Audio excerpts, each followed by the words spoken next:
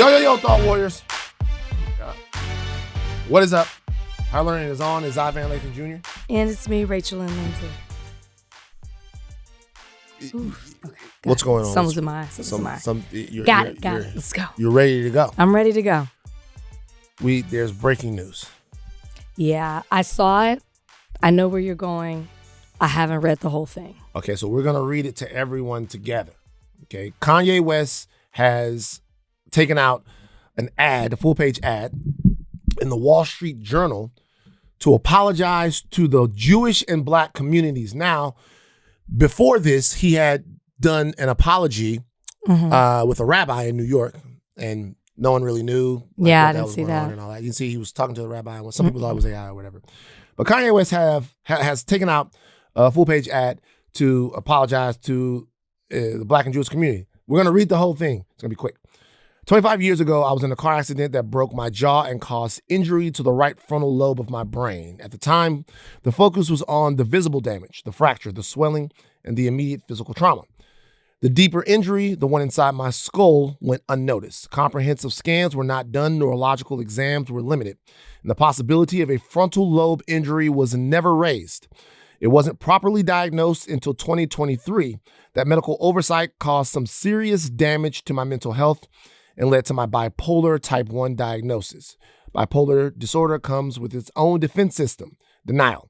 When you're manic, you don't think you're sick. You think everyone else is overreacting. You feel like you're seeing the world more clearly than ever, when in reality, you're losing your grip entirely. Once people label you as crazy, you feel as if you cannot contribute anything meaningful to the world. It's easy for people to joke and laugh it off, when in fact, this is a very serious, debilitating disease you can die from. According to the World Health Organization and Cambridge University, people with bipolar disorder have a life expectancy that is shortened by 10 to 15 years on average, and a 2 to 3 times higher all-cause mortality rate than the general population. This is on par with severe heart disease, type 1 diabetes, HIV, and cancer, all lethal and fatal if left untreated. The scariest thing about this disorder is how persuasive it is when it tells you, let me make sure I get this right, you don't need help.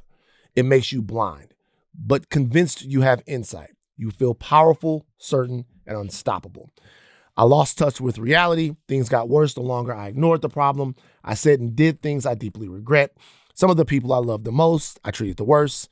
You endured fear, confusion, humiliation, and the exhaustion of trying to love someone who was, at times, unrecognizable. Looking back, I became detached from my true self.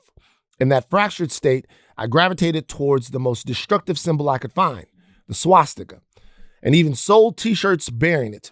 One of the difficult aspects of having bipolar disorder, bipolar type 1 disorder, are the disconnected moments, many of which I still cannot recall, that led to poor judgment and reckless behavior that oftentimes feels like an out-of-body experience. I regret and am deeply mortified by my actions in that state, and I am committed to accountability, treatment, and meaningful change. It does not excuse what I did, though. I am not a Nazi or an anti-Semite. I love Jewish people. To the Black community, which held me down through all of the highs and lows of the darkest of times. The Black community is unquestionably the foundation of who I am. I am sorry to have let you down. I love us. In early 2025, I fell into a 4-month-long manic episode of psychotic, paranoid, and impulsive behavior that destroyed my life. As the situation became increasingly unsustainable, there were times I didn't want to be here anymore. Having bipolar disorder is not a state of constant mental illness. When you go into the manic episode, you are ill at that point. When you're not in an episode, you are completely normal. And that's when the wreckage from the illness hits the hardest. Hitting rock bottom a few months ago, my wife encouraged me to finally get help. I have found comfort in Reddit forums of all places. Of all places, I guess he means that kind of like I found comfort in Reddit forums of all places. Different people speak of being manic or depressive, or speak in manic or depressive episodes of a similar nature. I read their stories and realized I was not alone. It's not just me who ruins their entire life once a year, despite taking meds every day and being told by the so-called best doctors in the world that I am not bipolar, but merely experiencing symptoms of autism. Sometimes this is running on a little bit. I'm getting a little lost here. My words as a leader in my community have real global impact and influence. In my mania, I lost complete sight of that. As I find my new baseline and new center through an effective regimen of medication, therapy, exercise, and clean living, I have newfound, much needed clarity. I am pouring my energy into positive, meaningful art, music, clothing, design, and other new ideas to help the world. I'm not asking for sympathy or free pass, though I aspire to earn your forgiveness. I write today simply to ask for your patience and understanding as I find my way home. He signs it with love, Kanye West. What was the conversation with the rabbi? And the conversation with the rabbi was just, there Was wasn't it much like substance to this? it. Not really. This Okay. is much more comprehensive and Okay. in depth than the conversation with the rabbi was. By the way, to everyone, we appreciate you guys being here today. Obviously, we have a shit ton of things to cover today. ICE in Minnesota. We have Aldis Hodge and Ben Watkins from Cross joining us today. We're going to cover the response to the ICE killing in Minnesota. We're going to cover some other things. This just broke as it came across our desk. Sure. So we're going to discuss this and then get into the show. I'm sure people want me to do an apology rating. I'm not. Okay. I'm not going to do one on this because he's talking in this letter extensively about his mental health. And, you know, the apology rating is something we joke, we make light with, but I don't want to do that when it comes to somebody's mental health. Two things I hold on to when I see this. I mean, obviously, this is very detailed in a way that we haven't seen from Kanye West before. One thing he talks about in this letter is being committed to accountability, treatment, and meaningful change. And then he ends the letter with, he's not asking for forgiveness or a free pass, but he aspires to earn forgiveness. I think the most important thing that I take away from here is that he is sick, he's admitting it, he needs help, and I wish him very well on that journey. And I hope that he achieves that because, as he said, this has impacted his life in every single way, not just professionally, but obviously personally. He's a father, you know, he's a friend. He has an ex-wife, and a new wife. What am I saying? New wife. And a new family, wife. Yeah. So this runs deep. What I will say is I do like that he says he's not asking for a free pass because I think despite this letter, when you think about all the damage that he has done, even if he was in, you know, a bipolar state to Jewish community, Black community, and anybody else who felt offended, I think that people can accept what he's saying here and wish him well, but also the damage might be done to where they're also in their right to maybe move on from, you know, supporting him artistically in any kind of way. I think both of those things can be true, and you have to hold space for people who might say, I appreciate this, I really hope you're okay, but for me, too much has been done. And I think that we have to, at the same time, wait and see what he does. This is a great start. We'll see what happens after. So we talked about this before about Kanye West will return. We talked about this. That was me having some fun with the idea that I think that there is a part of Kanye West, a large part of Kanye West, that wants to re-enter mainstream society. Mm-hmm. He took himself out of it, really sought to redefine it, really in a way. But he wants to re-enter it, right? Now, the reason why he wants to re-enter it, if you take the cynical view of it, is because that is the way he has always had the most influence, been the most successful, is a part of mainstream American society, meaning not selling boutique clothes, selling them with Adidas, not having a small independent label where no one cares what you say, but being on Def Jam, Universal, Rockefeller, all of that stuff, being someone who saturates people with ideas, music, thoughts, and culture, right? Being taken very seriously by a great many people. Maybe there was the thought by him at some point that that reputation was so durable that it could never change. And he tested the limits of that, and it did change. So maybe there's a cynical reason that all of this is happening, that he is trying to get back to sort of that level of admiration, execution, and relevance. Maybe he doesn't like the wilderness as much as he thought that he would have liked it, right? And he's coming back. That was really what I was talking about before when I was saying Kanye West will come back, right? I have talked to some people around Kanye West. This walk is real. Like this part of his life where he is seemingly trying to put it back together, from people that I would know and trust, this is real. This is real. This is him, and not just him, but the community of people that support him, that are around him, saying, hey, like, save yourself. Save the people around you. Be who you want to be. So this is real.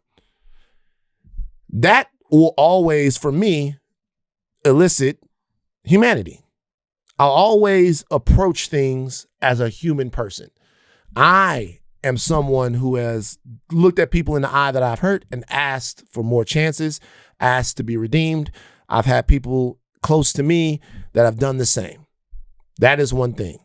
So anyone who feels that this is Kanye West reaching out, not as a musician or as a fashion person, fashion designer, or as a cultural figure, but as a human being, and asking for some patience, guidance, love, or restoration, that's one thing. There's something else here, though, and this is a different lesson. And you can't have this conversation without talking about this. All right. What our culture is capable of doing, Black culture, our culture, Black culture, it is capable of making these titanic heroes. I mean, people whose music and whose expression lives forever. And the reason why it is because oftentimes that culture is seen as people speaking for a fundamental part of not just the American experience, but the world experience. I'm going to talk right now about how important Black people are to the world that we've created. Integral in their contribution, in their genius, in their understanding of the wilderness that they've existed in. And when you get this gigantic cultural perch and you use the tradition of the art that you're a part of, the tradition of the dance, the understanding, when you use all of that to go and attain these riches, this relevance, people expect protection from you. And they have a right to. I agree. They have a right to expect protection from you because you're taking the tradition of their experience and you're really evangelizing with it. Even if you don't speak for them, they have the right to think that you're not going to speak against them. Not only did Kanye West run afoul of that, he made monsters to eat the people that made him. He made monsters. Kanye West was part of the construction of Nick Fuentes. Kanye West was part of the construction of Candace Owens. Kanye West sought to reestablish Milo Yiannopoulos, someone that the other side spit out. And while Black people were going through stuff like George Floyd, while Black people were going through stuff like MAGA Trumpism and all of that, there was a group of ghouls that Kanye West used our cultural gift to him, used the power that we gave him. He took it and he gave it to them. That has to be undone. It doesn't have to be undone for you to accept Kanye West or accept his walk as a human being. Not at all. To accept the fact that he's a human being and he's going through this, that doesn't have to be a calculus in that. But to accept him as a cultural figure that you would then empower again, he's got to choose a side. And there's like legitimately no way around that. In order to accept him as somebody who, he's got to, I don't stand with Nazis. He's got to, I don't stand with anti-Blackness. He's got to, I don't stand with that. He would have to choose a side. He would have to get back into not even sanity or not even health. He would have to be able to make people feel safe again.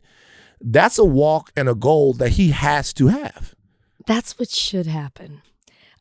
You're so right in what you say. And that's why when I was like, it's not just what you say, it's how you do it. And I was about to ask you as you were talking, like, what does that look like? What you explain. It's more than just him healing mentally, which of course we encourage and we support, but it is undoing the damage. And I was looking at, I hadn't read the letter, but I was briefly looking at some of the comments that people were saying. And it should be that he should be held accountable and people should be waiting for the actions of him undoing that. But people are already forgiving and writing it off. But that's their right. No. I'm not saying it's not. I'm saying what should happen is what you're saying. What I already see happening is an acceptance of this letter, which again, people are going to handle it the way they want to, and moving on from that. And maybe not even fully capturing the things, because I don't even know if people are as well versed at all the things. They might know the highlights and the headlines in regards to like slavery is a choice. You're back and forth with him at TMZ, but I don't know if they know about the Nick Fuenteses. I don't know if they in that entrenched. And so I just wonder, will Kanye do it? Because people are already moving on past it in what I see in the comments. Or do they even know? And they should know. And it's like, how do you make that connection? Maybe he comes here and talks about it. It's whatever. This, okay. Couple of different things. Number one, Kanye's politics are Kanye's politics. Like, you know, if that's one thing. Like I'm not. Can I just say one thing really quickly as you're saying this? I'm so sorry to interrupt me, but do you find yourself wondering who Kanye is? Because when I look at this letter and I look at, he talks about the accident, he's talking about something that has happened 25 years ago. He talks about not being diagnosed, treatment, how that was like within him. And then how once he was diagnosed, or it was told he was autistic rather than the bipolar and not getting the help. I find myself saying, well, who's Kanye? What does healing look like? What does it look like as him as an artist, as him as a public figure? I don't know. And I only said that because you were about to say Kanye's politics or Kanye's politics, but what are Kanye's politics? Like who is the real Kanye? Right. So what I'm saying, I'm not interested really in his politics. I'm not interested in his politics. What I'm interested in is his approach. Obviously, I'm not going to celebrate or contribute to anybody who I believe is like super MAGA. I believe that is a oppressive, racist, xenophobic American political movement. Okay. But what Kanye did was something that is different. Kanye's a fashion guy. And he thinks of a lot of things in terms of fashion. And what he would do is make things fashionable or attempt to make them fashionable. See, what happens in fashion, I know a lot about this. I'm a fashion person. Okay. What happens in fashion is you take something that was last season, right? Just season before that, and you burn it, you throw it out. One time I was watching this thing. It was talking about the fact that, you know, Louis Vuitton has to take all of the bags and the shoes and all of the belts and stuff like that and rip them up, burn them up so that they're not anywhere else that, you know, you can see regular people wearing them. They don't want their stuff in Louis Vuitton off Fifth. They don't want their stuff in the Louis Vuitton outlet. They don't want that. What's fashionable is powerful. What's not fashionable must be destroyed, and you must move on to something new. Kanye West treated Black culture, the power of Black culture, and the safety of Black people like it was a piece of fashion. And what he did was he took it and he sought to shred it and he sought to burn it. And then he sought to make something else fashionable.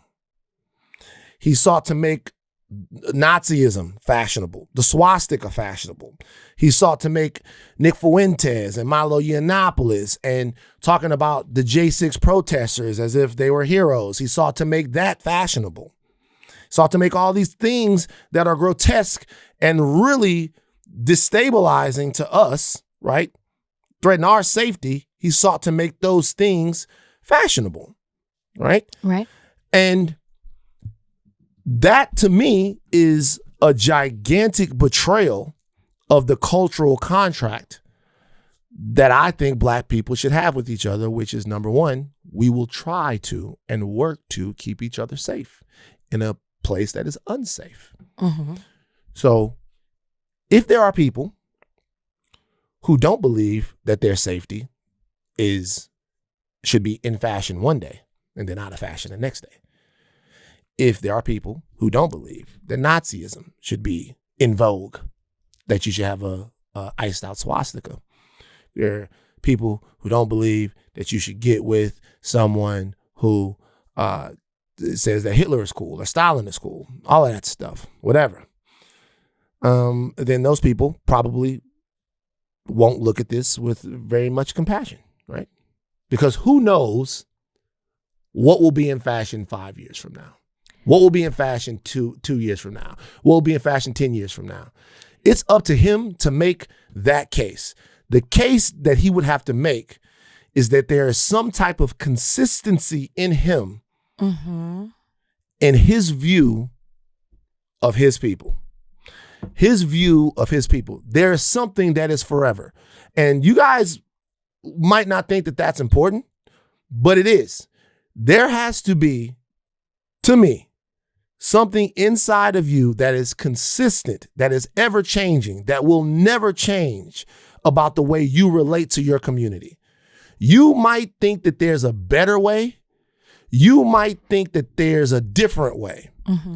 But the rule is that you never do anything to put that lady and her people in that town, in that place, that brother working that job, that sister over here, that you don't put those people in danger. That's got to be forever. That's got to be eternal. You can't come upon that one day and the next day go with the other people. I agree. So that is the hill that he has to climb. That is the hill that Kanye West, the entertainer, has to climb. Kanye West, the fashion mogul, and Kanye West, the musician, that's a hill he has to climb. Kanye West, the man, actually doesn't owe that to anyone. The only person that he owes anything to, as far as his care, is his family, himself, and the people around him that he has to show up for. But if he wants back in that thing, it's going to be a long road. And it should be. And anybody that doesn't make it that. Which will be most. I don't know that it'll be most. We'll see. I'm not sure that it'll be most. But anyone who doesn't make it that is actually doing a disservice to him. I agree. So that's going to be a long road. But look, I wish him the best. I wish him well. I legitimately do. I know you do. It was never, I don't want to be mad at Kanye West. You were disappointed. Yeah, I was disappointed at first. Then after that, I was angry. He iced out the swastika who was in the KKK robe. You gotta be crazy, nigga. I believe everything. You have got to be like that. By the way, just to let you know, I think we all believe that Kanye West was unwell. Yeah, we would say it, which is why it was almost hard to talk about, because we truly believed that something was wrong. Right. We didn't excuse it, but it was like, it's hard. You don't want to speculate if they're not saying it, but it was obvious that he was not okay. Somebody reached out, last thing I said about this, somebody reached out to me and they were like, it's obvious Kanye is unwell. And I'd be like, yeah. He's like, think about it, Van. If you became unwell, like right now, if you were really having a break, how would we know that something was going on? You come out and you would be like, MAGA, I love Trump, I'm this, I'm that, blah, blah, blah. You would say all of that stuff, right? And you would say the thing and you would do the thing that would most demonstrate that you are not yourself. And that's how we would know that you were not yourself. And they were like, that's what Kanye is going through right now. I remember I looked at him, I said, I don't care. Okay. That's not what I thought you were going to say. Well, at that point, I looked at him and I looked at him and I was like, I don't care. I was like, he made a song called Heil Hitler and he's got white boys singing how Hitler all of this. What am I supposed to do? Going to the clubs, playing in the club most recently. Yes, yes. I understand. Like, there are consequences, even if it is from a mental health issue. There are consequences from it, which, you know, I said at the jump. You got to be, people are well within their right to not be okay. I'll tell you one thing, though. If he clear-headed, that music about to be fire. I'm just letting y'all know, because y'all not going, because if he clear-headed, that music about to be fire. Because I tell you what, who not going to hold these rap niggas. Oh, yeah. They not going. They didn't, like just to all the rap niggas out there that might be listening, I've lost complete faith in all of you. Like Satan right now, like the devil. Listen, let me tell you how little faith I have in a rap nigga right now. The devil right now. The devil could have a Louis coupon. Shit, nigga, we going to Satan house, nigga. Fuck that shit. That nigga Satan, hey. Just a blanket, all rappers. The not all rappers. See, you doing it. But I'm just saying. I'm not saying all rappers. I want you to clarify. Just listen to what I'm saying. What I'm saying is, when a rapper does something that's like completely fucked up, it no longer moves me at all. It doesn't. It doesn't move me in any way, shape, or form. Because right now, I'm telling you, man, right now, the devil, Satan himself, nigga, we going to Satan house, nigga. Satan got that weed, nigga. Satan got them hoes, nigga. Fuck.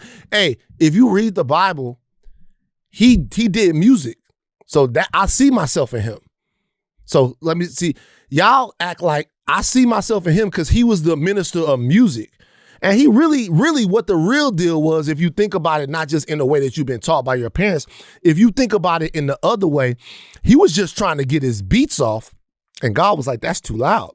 And Satan was like, you know what? I'm going to take one third of the homies and we're going to go do our own thing. And he been getting his ass kicked ever since. So I fuck with him. And the rest of y'all out there, my new single, Hail Satan, is dropping. We got the horns. We got the Lucifer robes. We got all of this shit going right now, Lucifer man. robes. We got the robes. Crazy. We got the horns. We dropping, bruh. And y'all get out your parents' shit, because Satan is here. What is the devil's rap name? Satan himself? Satan himself. Damn, it's probably like he has so Lucifer, many names. Beelzebub. I think you got to work with Beelzebub. Beelzebub is probably the one he would go with. Big Bub. Beelzebub. Beelza the Bub. Big Bub. They be gonna be right there with him, man. I just don't believe in y'all anymore. I don't believe every morning I wake up, Trump the big homie. Fuck y'all niggas, man. All right, let's take a break. Nah, man, fuck y'all niggas, man. Let's take a break. Young boy, you from Baton Rouge, bro. You owe the community better. Oh man, did you see that interview he had on Complex? Yeah, like you piss me off. You piss me off, young boy. You piss me off. You piss me off. You piss me off, young boy. You piss me off. All of y'all are deeply, deeply disappointing me. Like I fuck with the ones that I can fuck with. Like normally, we got guests coming. I've lost faith in these rap niggas though. I have. On any issue where there's supposed to be some type of consistency, I've lost faith. No expectations. No expectations of you rap niggas. Okay. Let's go. The athletes, y'all on the same page. Y'all on the same track. I'm like, it's the same shit. We gotta have a summit or something. You don't feel what I'm saying right now? Of course I feel what you're saying. This is just me. We gotta get together behind closed doors, man. Of course I feel what you're saying. Yeah. We gotta have a conversation. The only one that can save us is Mark Lamont Hill. Let's take a break. They respect him. All right, peace. Do they respect him on Joe Budden? Joe, they respect Mark. All right. I'm sure you guys know that we have a very, very media literate group of listeners, that a 37-year-old man named Alex Pretty was killed over the weekend. Is it Pretty or Pretty? I think it's Pretty. Alex Pretty was killed over the weekend in Minneapolis. This is the second Minneapolis resident that has been killed by federal officers this month. We say federal officers because this was Border Patrol that killed this man, murdered this man, if you ask me. Right. The story behind this, most of you guys already know by now. there was an action taking place. The residents of Minneapolis have been very clear that they don't want ICE or Border Patrol or any of the DHS thugs that have been patrolling their community in this gigantic surge. They don't want them there.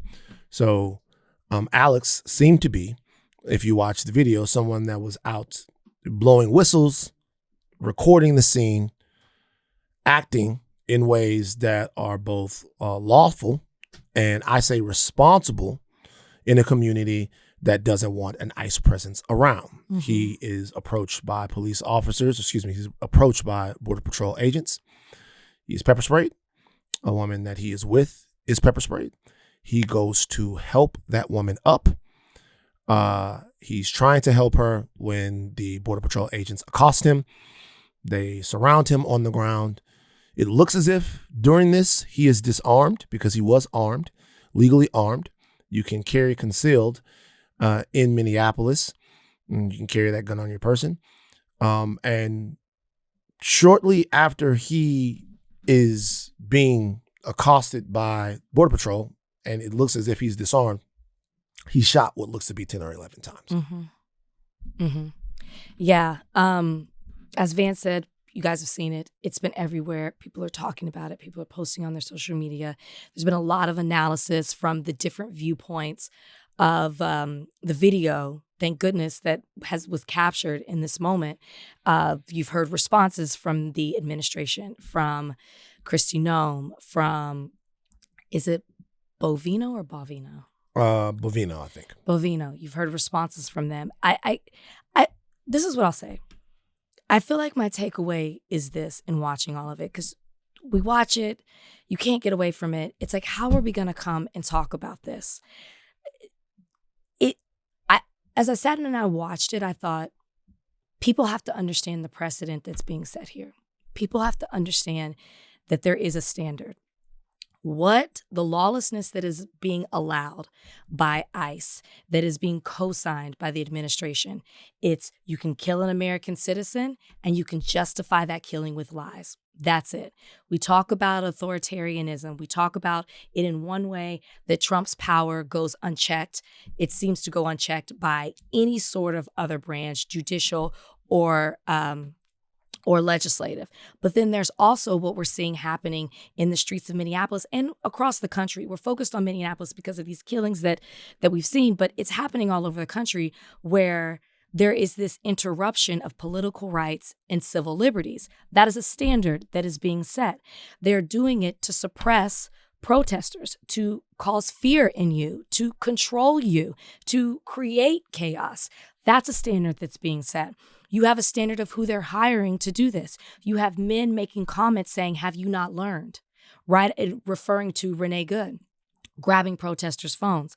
You have them threatening protesters. You have them cursing them out after they shoot them in the face. You have them clapping after they shoot them 10, 11 times. You have them joking about that this is like a game. It's like Call of Duty. That is the standard. You have these people who are linked to white supremacy groups, white nationalists, Proud Boys, KKK. You have all of that. That is also another standard that's being set. Another one is that you have people within their First and Second Amendment rights in the streets exercising not just their rights, but protesting what they believe in. But then on the other side of it, you have a clear violation of their Fourth and Fifth Amendment rights. You have ICE they don't have warrants as they're entering homes. They're using deceptive tactics like impersonating police. You have warrantless arrests where they're doing racial profiling. You have ICE they put out a memo where they're saying that they can have an administrative warrant rather than a judicial warrant to do some of the things that they're doing. And then on the Fifth Amendment side, their due process is being violated. They're not being advised in regards to getting counsel and in order to remain silent. Like, all these things are being violated, and this is the precedent that they are setting. And so if you think as you're watching this, you're far away from it or it doesn't impact you, it is only a matter before it comes to your doorstep, before it comes to somebody that you know. This is the America that we're living in and that they're creating. Well said. Incredibly well said. I've heard people say that this is the second time that ISIS shot someone. You talked a little bit about this. This is the second time that ICE has shot someone in Minneapolis. Yeah. There have been between 16 and 19 confirmed shooting incidents in Trump's second term brought up by ICE agents are responsible for. July 31st, 2025 in Black Forest, Colorado. September 12th, 2025 in Chicago. October 17th, 2025 in Washington. October 21st, 2025 in Los Angeles. October 29th, 2025 in Phoenix. October 30th, 2025 in Ontario. November 13th, 2025 in Washington. December 21st, 2025, St. Paul. These are all shooting incidents. Some of these shooting incidents are different than others. I'll tell you that in some of these incidents, ICE has, ICE, Border Patrol, DHS, they have claimed that things were one way, and upon investigation, we've seen that they are another way. Mm-hmm. Here's the difference in these situations. In these situations, with Renee Good and with Alex Preddy, they are so well documented that the ICE narrative doesn't even get a chance to exist in the investigative ether that other police procedures and blunders do. There is a tactic that law enforcement uses in order to muddy the waters around their misconduct. And that tactic is to round up other law enforcement, have them vouch for each other, concoct a story, and then that story that law enforcement concocts has to be litigated against what the citizen or the people say. Think about The Wire. All you fans of The Wire, think about the show. You think about the show, you see kid get punched in the face, right? Blinded almost. Daniels, your hero cop, comes in and goes, "This is the way you write it. This is the way you write it." That show was very, very, very unafraid of talking about the culture of policing and how cops protect cops. It was so in your face that you looked at the cops as more as people and not as officers. But what's happened in Minnesota really is that because this community is really so skillful at documenting all of this stuff, you really have got to hand it to the people of Minneapolis. They are recording things layered. There are multiple angles on a lot of this stuff. They are blowing whistles to alert each other that something is happening, to descend upon an area so that all of this stuff is documented so that you can see it. That is powerful. It's powerful because that means the blatant lies, blatant lies that come out of DHS are destroyed before you even get a chance to lean into them. So actually, Donnie has corrected me. This is actually the third ICE shooting, Donnie or Jade, I'm not sure when I give credit where credit's due. The third ICE shooting in Minneapolis, the second killing, a guy was shot in the leg a couple of weeks ago. Okay, so we're gonna talk now, and this is very important to what Rachel was saying, about how the government, DHS, Kristi Noem, all of these people responded to this shooting, how they responded to the death of Alex Preddy. This is very key. Donnie, play Kristi Noem. Individual approached U.S. Border Patrol officers with a 9mm semi-automatic handgun. The officers attempted to disarm this individual, but the armed suspect reacted violently. Fearing for his life and for the lives of his fellow officers around him, an agent fired defensive shots. Medics were on the scene immediately and attempted to deliver medical aid to the subject, but he was pronounced dead at the scene. The suspect also had 2 magazines with ammunition in them that held dozens of rounds. He also had no ID. This looks like a situation where an individual arrived at the scene to inflict maximum damage on individuals and to kill law enforcement. Okay, so she said this looks like a scene where someone came to inflict maximum damage and kill law enforcement. You know, I struggle. I want to be a good communicator. I do. You guys, that's such a profound and amazing lie. I want you guys to think that's such a profound and amazing lie that all of you who have refused to believe people that have been in the crosshairs of law enforcement in the past should be asking yourself what it is that you actually believe. That's a total fucking lie. There is not a piece of that, a shred of that is true. These people think that you are either so stupid or so weak or so captured that you will believe anything that they say. It is on video, the entire interaction. There is nothing close in the realm of fucking reality that we witnessed that makes that statement true. The video comes out. We see the video. We see Alex holding up a phone. We see the cops approach him, pepper spray him, accost him when he's trying to help someone. Then we hear shots ring out as he is executed on the streets of Minneapolis. Even after we see it, officials are then asked about their characterization of that event. One was asked, Vino was asked by Dana Bash on her show, and this is how he responded. I want to go back to one of the videos, and I know you can see it there, and I want to ask you about what you're seeing, because multiple angles of this incident show him holding up a cell phone and recording it, not a gun. Did he at any point pull out his weapon? Dana, good morning, and thanks for having me.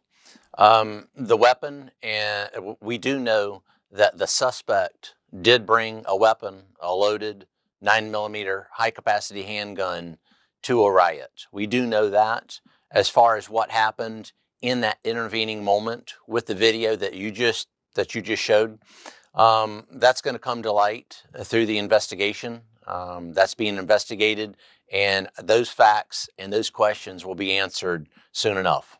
Mind you, prior to that, he said he was brandishing a weapon. Well, they said he was brandishing a weapon. He's trying to be a little bit more general, and then he's talked again. He's getting even more. He's still lying. He's still lying. Exactly. There was no riot. There was no riot happening. There was no riot happening. There was no brandishing happening. Hopefully we'll be able to play the clip where she asks him directly about the brandishing, and he still refuses to answer the clip. Yeah. They've been asked everywhere. But the reason why I want to, you guys, two things about everything that's going on right now. Number one, like all of this stuff, these guys that are in ICE, they are loyalists to the president. Yes. And there's a reason why they're loyalists to him. The president has showed up for them. They have 10 years with Donald Trump, where Donald Trump has shown that he is dedicated to them. Mm-hmm.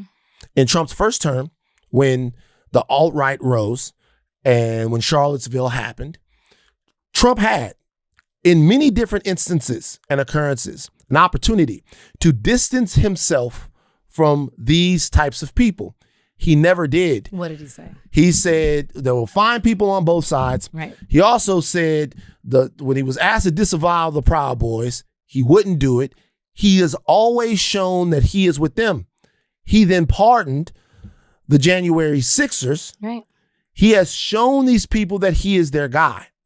Now, what he has done is take the relationship that he's made with them over the past of the last 10 years and weaponize it. Do you think it's an accident that you don't have to have very much training to do this? No. No, it's not an accident, because Trump is taking the culture that he has created and turning that culture into power on the streets of America. Mm-hmm. That's what you're dealing with. Mm-hmm. In addition to what you just said, he has also not just supported them and shown he's down with them, he has also shown them that there is no consequence for their actions. You do this, I'll look at you as a hero, as a patriot, which we know people are hiding behind patriotism to exercise their racism. And he's showing, don't worry, I've got you. And he's got people leading it where he's doing the exact same thing. We have to talk about Stephen Miller, who we know this is Stephen Miller's, this is his work. This is what he wants. He gets on X and says, A would-be assassin tried to murder federal law enforcement, and the official Democrat account sides with the terrorist. Again, lies. Nothing shows that that Alex Preddy was a would-be assassin. In fact, the contrary. Never had a criminal record, never been in trouble with the law, and in fact, dedicated his life to helping people as a nurse in the IC unit at the VA hospital. That is who he is trying to characterize as a would-be assassin. He goes on to talk about that he was there for a massacre. And I actually, as I posted this, so to your point, what does it say about the people who are supporting this? I had people in my comments saying to me, well, thank God they were able to detain him. I'm like, they murdered him because he was there. Who knows what he would have done with all the ammunition? What ammunition? And also to know the gun, the picture they showed, was it sitting in what appears to be like a car seat? Why is there not a picture of the gun at the scene? Why is the gun not on him? The gun is taken away because we saw it on video, just captured somewhere else, completely separated from this would-be assassin, from this domestic terrorist. It's insanity. So as we sit here and we're trying to figure out like how you cover this and what it is that you say, what you're trying to do, or like what I'm trying to do, is get to the point where cold water will be thrown on people and they will wake up. They will wake up to kind of see what it is. Because look, I want you to understand something. Like all you 2A guys out there, by the way, you 2A community motherfuckers are the biggest hypocrites in the fucking world. The 2A community, straight up, where you at? You weak. All of y'all is weak. Bitches. I know some good ones, but the majority of y'all, straight bitches. You're bitches. And it's interesting to me that I listened to a large portion of that community, the gun culture loving community. I have a lot of guns. I do. I listened to that community tell me about the importance of having weapons so that if the state became tyrannical, that you could use those weapons in defense of your home. I listened to that. I listened to the NRA. I listened to a bunch of people who YouTube and do a whole bunch of stuff. I listened to them talk about, what are you going to do? What are you going to do? Like, I need my AR-15. You never know what's going to happen. The government that supposedly is on the side of that said that having a gun is punishable by death. They said that having a gun is punishable by death. He brought a gun. He had a gun. I thought y'all wanted that. I thought you said that everything would be safer if everybody was armed at all times. Was that just like armed, like in different types of situations where you're having fun? Did you just mean that you wanted people armed when they go to the grocery store? You wanted people armed when they go to church? So you can't be armed in a situation where you might actually have to fight the tyrannical government. You can't just be armed, period. You can't be armed in any way. You don't really want that. They said, hey, he had a gun, so we had to kill him, and y'all didn't say anything. All it is, to me, like, it's enraging because you know what I don't like more than anything else? This is the one thing I hate more than anything. I don't like people talking to me like I'm fucking stupid. Of course. That's what I don't like. I don't like people talking to me like I'm an idiot. I would rather them just say, shut up. Fuck you, this is what we're doing. And to the people in the 2A community out there, I would rather you guys just say, we like Donald Trump Jr. Well, NRA did make a comment against Trump. NRA is against this. Against the... No. They did. The NRA made a statement. They made two different statements. And the first statement that they did, to me, was very careful, in my opinion, not to piss off the people that are bankrolling them. Tell me what you saw from the NRA that made you think that the NRA is good with this. Maybe I'm behind it. The first thing that they said was, okay. Responsible public voices should be awaiting a full investigation, not making generalizations and demonizing law-abiding citizens. Okay. That's from the NRA. That's the second thing that they said. Okay. Right? So the first thing that they said right now, and God forbid, I'll try to be fair to the NRA. What I'm saying is, when this came out, somebody find me and put it in the chat the first thing that the NRA had to say. When this came out, the NRA, in my opinion,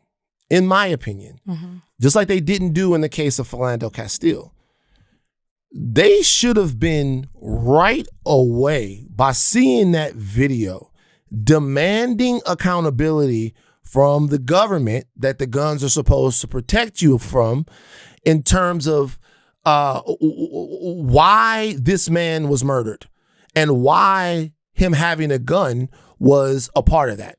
Now, to your point, maybe they did get to a point to where people are like, what the fuck is going on? But the outcry from the 2A community that I've seen has not been commiserate with this. I saw Maj Touré holding people accountable, and he probably always will. He likes to be in this. But other than that, a lot of these voices that I've seen for sure have been fucked up and silent on the whole thing. For sure. MAGA is being completely silent, but to be MAGA is to be a hypocrite. At one point, this is what you believe in, right?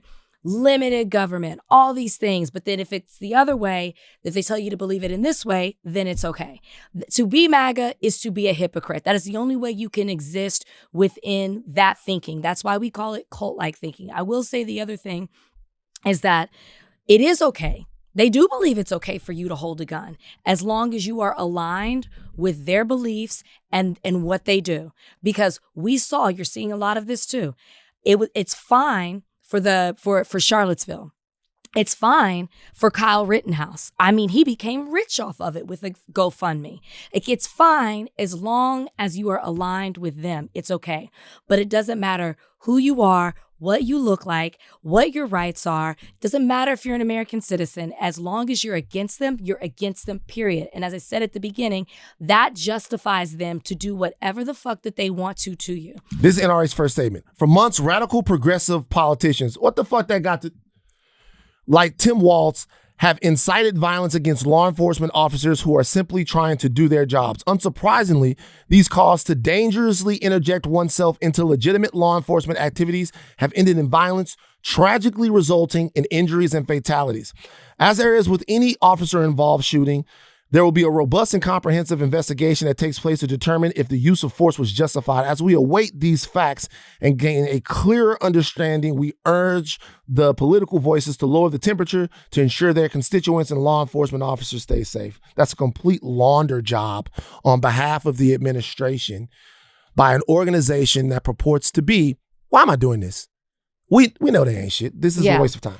I do want to say this because I know a lot of people are like, what can we do? What's going on? What's happening? I just want to note that in Minnesota, they did file a temporary restraining order. It was granted actually by a federal judge against the Department of Homeland Security, saying that they are barring the department from altering or destroying evidence connected to Pretty's killing because we saw them push out local law enforcement when it came to Renee Good. They're trying to create their own narrative and their own story, and they're not allowing local law enforcement to do an investigation to properly determine what's happening. They're taking it all in themselves. Additionally, the Attorney General for Minnesota is also going to argue in court Monday, you'll be getting this Tuesday, to end the ongoing immigration surge in Minnesota. They're asking for a judge to grant a temporary restraining order to put a pause on the operation that's happening in Minnesota. Minnesota is trying to do something legally and we have no idea how a federal judge will deal with that. Additionally, people are saying legally, can a federal officer be charged and convicted for violating a state criminal law? They can prosecute them. But even if they do, there's a law that says that it can be removed to federal court, and then we know what happens there. It can be appealed to the 8th Circuit, which is extremely conservative, and then from there it goes to the Supreme Court, which we already know what goes down there. But there are legal options available. Before we move on, we're going to be talking about this. Before we move on, I want to say this. There is a tension right now within the Democrats about whether or not the abolish ICE movement or sentiment is appropriate. Okay, so ICE cannot be reformed. ICE is too far gone. Now, if you guys want to have a robust and nuanced conversation about immigration enforcement and all of that stuff like that, we have the conversation. I'll be honest with you, I don't really fucking care. Like, I think that almost every issue in regards to immigration is a boogeyman. None of it's real to me. What McConaughey is, it's a woozy, it's a wazi, it's a whatever. Almost every issue as it relates to this is a boogeyman. If you want to have a level-headed, clear-eyed conversation about whether countries should have borders and how sustainable it is to have unchecked illegal immigration and all of that, sure. Let's have a conversation. Let's have the conversation economically. Let's have the conversation with all of that. Let's talk about it. Let's talk about it. Like, there's nobody that's not gonna have the conversation and talk about it as an issue. But that's not how immigration has been talked about. Immigration has not been talked about as an issue. It's been talked about as an evil. And those are two different things. If you talk about something as an issue, then what you have to do is dive into the actual issue and then talk about what it is that the issue means on both sides. Like, how do you best deal with this? But it hasn't been talked about as an issue. It's been talked about as an evil. I was on CNN and someone said that this unchecked immigration is a threat to our sovereignty. What the fuck are you discussing? What are you talking about? What is the deal? Like, what is your thing? Any statistic, any measure of the impact of any amount of this type of immigration on our society shows that there's actually a negligible impact. This is really this is an issue completely about the polarization of politics and who you can make people believe are responsible for your economic pain. Like, we don't have to do anything for you because it's actually these people that are causing the problem. So for me, it's a non-thing. Saying that, ICE must go. And if you are a politician and you are asked if ICE should be abolished and you say anything other than yes, you are a weakling and a coward, and I will not vote for you. I will not vote for you. Not only, I'm not playing with these fucking issues. You guys can say whatever the fuck you want. You can get mad at me, whatever you want. You can talk, whatever. I'm not voting for someone in any way who endorses starving children in the Middle East and executed people on the streets of America. It doesn't matter, guys. It doesn't matter how much money you send to the PAC. It doesn't matter how much you want me to. It doesn't matter how mad you get. It doesn't matter how many TikToks you make. It doesn't matter where you do. I'm not doing it. And I'm going to spend every single waking moment trying to destroy these people. If you don't pull your fucking pants up and fight with us, I'm going to find somebody else to do it. And I'm going to use every little ounce of tiny little power I have to do that. There's no conversation. It's too much. It's over. They can't be reformed. They must be abolished. They must. They got to go. It's them or us. What side are you on? Yeah, it's really that simple. Well, the Senate Democrats are about to have a vote on whether or not they are going to fund it's bipartisan legislation, which includes $64 billion for the Department of Homeland Security, $10 billion for ICE. Chuck Schumer, one of your favorite senators, said the Senate Democrats will not provide the votes to proceed to the appropriations bill if the DHS funding bill is included. It passed through the House with the help of 7 Democrats? 7 Democrats. I believe. It needs 60 votes in the Senate to pass. If it does not, we're looking at a government shutdown. Yeah, well, shut it down. They can't have any more money. Okay, look, Jasmine Crockett debated James Tallarico. We thought we'd have a lot on it. It was kind of unremarkable, though. Because it just shows, which was what we said with Keith, they are aligned on most of the issues. I did not expect for it to get nasty or them to be throwing insults. They're aligned on most things. Like, did you watch the whole thing? I watched the whole thing. Did you come away with liking one person more than the other? It Him felt, and Han. well, it just felt like what I already knew. I thought, if I'm gonna be honest, that James's intro, opening, and closing statements were better. And I thought one thing that Jasmine does that people are critical is turn it about herself.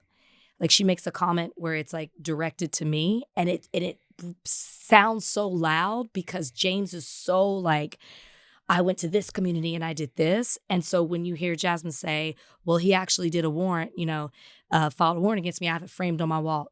Move past that. We gotta keep it about what's happening here. It's so funny that we're shading. You know why? Because when I watched the James stuff, I was like, this is like, it was unremarkable. But what's starting to bother me about James a little bit is that you'll ask James, you'll be like, hey, what do you think we should do about this? And James will be like, all right, well, I read in Psalms 41. No, James, he did that a couple of times, but he did answer do the your fucking thing. question, James. He did do your thing about the mom. I started laughing. And like, I grew up by the border. Just answer the question. Both of them were wishy-washy on the ICE abolishing thing too. They both said that ICE needed to go. They both said that ICE needed to go. I give them credit for that. Yeah. I give them credit for that. But when I say, I'm not saying that ICE, I'm saying say abolish ICE. Yeah, but I took from both of them that ICE had to go, and Jasmine actually said she voted against sending money. So like that they were strong on. Israel, maybe not so much. Yeah. PAC money, both of them kind of were like, they both got called out on both, one from the moderator to Jasmine, and then Jasmine called out James directly about who he receives money from. Actually, I wanted more, but they're the same. It's fine. On their issues for the most part. I'm gonna actually turn my focus away from that race, and I'll tell you why. Because I think that the conversations surrounding that race are getting increasingly unuseful. Because the reality is that that right there is the only useful commentary coming from that race is the commentary of how we are going to tolerate black ladies being discussed. Yeah. Now, you don't have to hold back in any way, shape, or form when you are criticizing Jasmine Crockett. Go hard. Go as hard as you have to. Say all the things. But like, if you do get to a point to where it feels like that you're critiquing her personally based upon things, then we're going to have to unpack that a little bit, right? Yes. I get that. I understand that. Like, criticize her on her issues, policies, not identity, which is what some of it seems to be rooted in. I completely agree. But yeah, I'm like, when I watched the debate, I was incredibly unmoved by. I thought it was going to be like I thought I was going to be able to make a clear-cut decision on the candidates after that, and that just did not happen. Okay, we're running out of time. Anything else you want to get into? Anything else? I know. You sure? Yeah, we don't have time to get into. We don't have any time to get anything else. We got to get out of here. Chris Broussard. It's a bad tweet. We got to get out of here. We got to get to Aldis Hodge and Ben Watkins. Their new show Cross is coming out. We got to talk about that. Chris Broussard tweeted this. If you can't boldly state the craziness of Democrats being unable to define what a woman is and saying men can get pregnant, and the madness of Republicans defending the murder of Alex Preddy, then you're following a political party ideology and not the Lord and Jesus Christ. My brother, with all respect in the world, man, with all the respect in the world to Chris Broussard, I've been watching him for so long, had a couple of conversations with him. What the fuck are you talking about? That's comical. That's comically missing the mark. What the fuck are you on about, Chris? Like, what are you talking about? Like, blood in the street, and we're both sides in it. What are we gonna do? Blood in the streets. Like, literally, blood in the streets, dead people in the streets, and we're both sides in it. It's also conflating two issues, like separate. Like, why are we putting that Why? together? Like, why? What was the? I had to read it like 5 times. I was like, am I understanding this right? What are we doing here? It seems like an erratic tweet. You're conflating it. No. This is not this. No, you do not. Hey, I'm gonna be real with you, together. man. I might put sports media pundits in the same conversations with the rappers. I said, no, I shouldn't do that. You know why? Because I shouldn't do that, because you don't have to agree with me in order for me to respect your intellect. That is not what I'm saying. You do not have to agree with me. That's not the deal. But that right there in that situation, my man, My man, where we at? And you're equating to, like, that's what I mean. Like, what are we doing? Why are you equating these two things? No. Yeah, in like I say all this when I say it, you guys. I know you guys don't like it when I say it, like, in love and all of that stuff, because the criticism has to come. We have to tighten each other up, and we got to continue to make the bonds. But god damn, y'all, we just need a little bit of. We need some straight backs on this. We need some straight backs on this. We do. All right, Aldis Hodge, Ben Watkins, other side of this break. Season 2 of Cross, February 11th on Prime Video. Yes, Prime indeed. Video. So it's Prime Video. We don't say Amazon Prime anymore. It's Prime Video. Prime Video. I had to We learn say that. we say all of it, but they changed their, it changes for them over. We got, you like, know, they departments, still little trying sections. to really Little dial sections. in what You it know what I'm actually saying? didn't Where's know this. Prime Video? You didn't know this? I just thought Amazon Prime Video. One time I was doing a talk, moderating. They were like, "Hey, listen, before you go out there, Yeah. it's Prime Video." I was like, "Whoa!" We have the showrunner and the star of this great American show, Ben Watkins, the showrunner, Aldis Hodge, the star, Hello. Alex Cross. Join us today on Higher Learning, guys. Give it up for these people. Hey. Give it up for our folks. Glad to be here. Thank you for having us. Yeah, course. very happy to be here. Season 2. The show was such a success. People are now waiting for it. Is Yeah. the anticipation, is the execution, is the show itself, is the ride itself different this time, being that it's not a surprise hit anymore? Now people are expecting like a good experience when they sit down and watch out. Yeah. I mean, it's Very a different type of pressure if you let it get to you, because now it's, you're a known commodity. You can't sneak up on anybody. Yeah. And I felt like there was some skepticism coming, because there had been cross, adaptations before, and there was varying opinions on that kind of stuff. And then there's this book series, so there's a huge investment for all these people who were cross fans. So there was a little bit of skepticism. I think that was useful for us in terms of fuel in season 1, but also useful for us in terms of once people fell in love with it, there was almost even more like luster to that. Now people are like, okay, now we did that. What you coming back with? And and so we try to work in tunnel vision. Like, it doesn't matter what other people think. We have to just approach our own vision, our own creativity, our own sense of what this should be. But then when you get done, you start going, oh man, oh man, how these people gonna see it? Yeah. Yeah. I mean, I saw the first cut of second season. I'm very happy with it. But I think that the pressure is that there's a freedom to the risk on the first run, just because people don't have expectations yet, or like he said, we're coming up against some biases that I think are easy to challenge, because we're presenting something we know what we're presenting, and we know how we're presenting it. Second season, second run up, we have to represent ourselves. Not represent, but represent, who and what we are. And, like I said, we kind of just keep the head down, don't let that shake us, because at the end of the day, the only pressure that's there is the pressure we put on ourselves. If we just keep steadfast doing what we're doing, knowing what we love, we're going to be fine. Yeah. And I think we're good. And one of the things you'll never regret if you do the show you wanted to do. Yeah. That's the only way you can walk away with no regrets. If you do anything trying to please somebody else, or trying to game plan towards what you think the audience wants, or anything like that, and if it doesn't go well, you're gonna be kicking yourself. So I was actually going to ask y'all that. So it was so popular, obviously. You got a second season before the first season even started. So you didn't take any type of, like, from fan reaction or anything from the audience and say, oh, we're going to use that maybe in season 2. Nothing. well, we didn't have a chance Oh, because the show hadn't even dropped. Yeah. but then when you were making season 2, it had dropped or no? No. It had. The season 2 was in the can Oh, before wow. season 1 dropped. Oh, I didn't even because realize Oh, wow. that. It So was weird. Yeah. We were going on autopilot for both seasons. Oh my gosh. Yeah. Okay, so in then season 2, I know you can't give away spoilers, but then how did you raise the stakes maybe emotionally? Because it's more than that visually. Like, what is it that you did in season 2 that it's different from the first one? Go ahead, Benjamin. I mean, for one thing, before we even started season 1, my intention was, look, it's based on a series of books, and the way, especially in the streaming platform, you can go a long time without seeing, the follow-up seasons. So we decided to approach it like each season is its own book.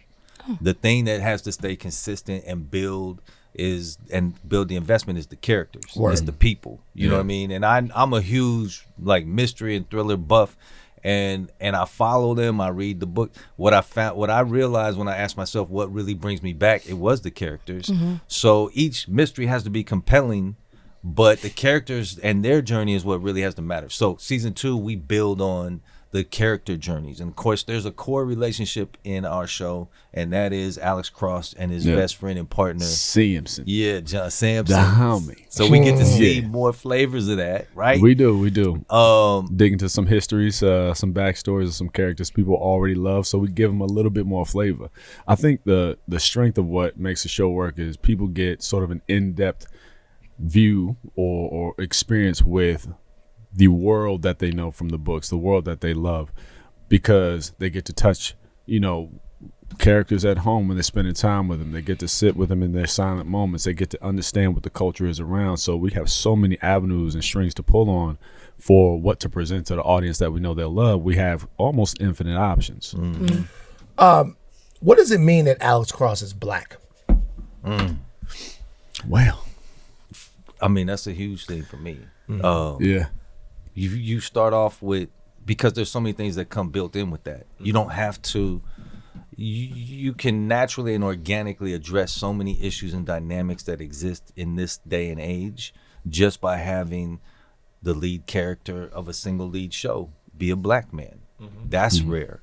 To have him be a cop and also live in the community and be able to deal with those contradictions, that's rare. To have his best friend, and really in a lot of ways it's the love story, is two black men who love each other as friends and brothers. That's rare, and I don't have to preach any of it. When we go to tell the story, we just start to delve into what it is to have that type of existence, to be like, oh, I am wearing a badge, but I'm also working for law enforcement that has a very complicated, history with my community. We don't have to go preach that. We can just see that built into the thing organically. And so that's what made it really appealing to me to do this, even though when I first signed on, people were like, should you be doing a cop show? Should there even be cop shows? You know what I mean? Like, and now we're here, we're having a great time. I said, well, if anybody is going to be telling cop shows, then maybe it should be us, because then we really can touch on the things and the contradictions. Because I know y'all know when we go, like I would go in a barbershop, if somebody talking about abolish the police, there's black folks in the barbershop talking about no. You know what I mean? So we got to have nuanced conversations instead of just this polarized stuff. So let me piggyback on that then. I was watching Die Hard like last weekend. Which one? One with Reginald Vale Johnson is in there, and part of his backstory is that he accidentally shot a kid. Remember that? And he thought the kid had a ray gun, but the kid had a real gun, but the kid had a ray gun. So when I watched that when I was a kid, poor cop made a mistake, man. Now he's got to live with he's chained to a desk. You know what I mean? He can't be out in the field anymore because of that. When I look at that now, I feel like they were grooming me to put the humanity of the police officer ahead of the person in the community that the police officer shot. Even if they didn't know that they were doing it, there's a way that they told that story to be like, the cop made a mistake, poor dead kid that his family has to live with that forever. Now this cop has to redeem himself by working with John McClane. There is a tension. I am one of those abolish the police, like get rid of them, like defund. I am one of those people. I agree that we have to have conversations about policing that are nutritious. How do y'all have them on the show? Because there are people who don't want any more cop shows. Oh man, we have them just because we're pulling from our honest and organic personal experience, and this is something we're lived in. Oftentimes, people ask us who aren't us, So, what made you decide to talk about this, and this? What do you mean what made us decide? This is what happens, right? But we have to be in front of the narrative and the conversations intercommunally so that we can help other people within our community understand. With the show, we get to help other people who are not within our community find a means of looking at us and empathizing and understanding where we come from, because there are so many people that don't get our reality. So many people that are shocked by, George Floyd, while we're sitting here like, what are you shocked by? This has been happening. Where have you been? Racism is real. Like, of course it's real. This is our reality. You have to adapt to the idea that your version of living in this country is very different than some other people. Your version is different because of the existence other people have to live in. And we have to address that head on instead of tap dancing around it, trying to pacify people to make them feel okay about, or desensitize themselves about what really ails those in ways that don't ail themselves. Sometimes people don't come to it because they're like, it's not going to happen to me. I don't have to care about it. I don't have to deal with this. But with a show like this, where you give them perspectives from all sides, now they're able to sit with it and actually think from a different place to say, oh, I didn't know. Now, let me take this. Oh, this was fun. This was cool, but it made me think a little bit. I'm going to read this situation a little differently now that if I see it on the news, if I see it hit me, again in a different way. If somebody comes up and tells me, yo, this happened, it's crazy, I'm not going to hit them with, oh, I'm surprised. I'm going to hit them with, what do we need to do about it? And we got a thing, season 1, we open with that conversation. Like, there's a character like, hey, how could you be a cop? Right. Given what law enforcement does with the black community. And so that platforms the conversation. And you have a cop having to answer that, even though deep down he has some of the same contradictions inside of him. We want to play that. I remember, making this conversation. Do you want to do, contribute to propaganda? Yeah. I'm saying no. We want to give a nuanced portrayal of a black man dealing with what it is to be a member of your community and also a member of law enforcement. How is that? And we actually built a storyline in where he had, assaulted somebody unjustified.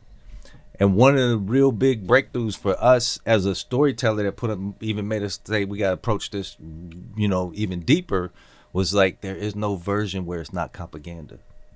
Because if I show you a cop do something wrong and then do the right thing after it, who are you relating to? And I'm telling you, I could tell that story from the POV of the person he assaulted. You're still going to be, oh, now I'm giving the cop points because he realized he was wrong. He tried to make up for it. That is a version of propaganda. So you really got to make sure that you're telling the whole story. Otherwise, because you're always going to have some element where folks are saying, I love Alex Cross. He's your hero. Right. What, piggybacking off what you were saying, Alex Cross as a black man, what has it meant to you? Because, we see him as a detective. We see the grief. We see him talk about mental health. We see fatherhood. We see all of that. So it's a very layered character. What has it meant for you to play him? But then also, what has been the fan response in regards to seeing a black man who's a detective be so layered and complex? I'll start with the fan response. What I've seen, which I'm really greatly surprised by and humbled by, is just there feels like a sense of breath, a fresh breath of relief. People being able to, we get to see this, and this. And what I'm tracking are all the things that attracted me to the role in the first place, which was, this brother out here who is hyper intelligent, smooth, very clever, very self-aware. And then also we have the father element where he's holding himself accountable, trying to do better, trying to evolve. We see a multifaceted human being. And when it comes to him being black, it serves to be as an asset, right? For me, it shows a different part of who we are and the truth that I understand. Not in a sense where we're presenting this new version of what black is. No, this is what we have been and have always been. Yeah. And I was relieved to not have to try to explain these things. He just walks into a room unapologetically and he's putting his intellect first. He could beat you down. He could go with the rest. He could with the brawn and this and that. No, he's going to do what he knows is his greatest strength, is understand people at their level and then pull them out. That to me, it embodies the spirit of many of our great leaders that don't get sort of the shine of the representation or the respect and acknowledgement that they truly deserve. How much strength and willpower does it take me to defeat my oppression with a degree of respect and a modicum of, value for myself, all that I can hold for myself, aside from succumbing to the lowest hanging fruit, So he represents the strengths of being in this environment, dealing with things that he is diabolically opposed to, but managing his position to try to change it from within. Right.